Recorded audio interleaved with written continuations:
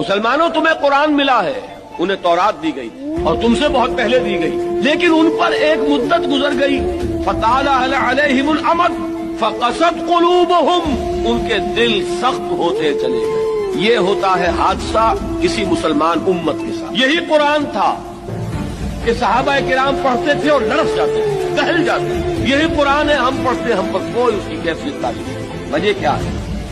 ہمارے دل سخت ہو، اور سختی کا یہ عالم ہے۔ سورہ بقرہ کے شروع میں اہل کتاب سے، یہود سے خطاب کر کے کہا گیا ہے ثم قست قلوبکم فہی کالحجارۃ او اشد قسوۃ، پھر تمہارے دل سخت ہو گئے اور وہ پتھروں جتنے سخت ہیں بلکہ ان سے بھی زیادہ سخت۔ فإن من الحجارۃ لما يتفجر منه الانہار، چٹانیں تو وہ بھی ہیں جو پھٹ جاتی ہیں، ان میں سے پانی نکل آتا ہے، پتھر وہ بھی ہیں جو گر پڑتے ہیں اللہ کے خوف سے۔ لیکن یہ کہ جب انسان کا دل پتھر ہوتا ہے تو کوئی شے اس کی سختی کا مقابلہ نہیں کرتی۔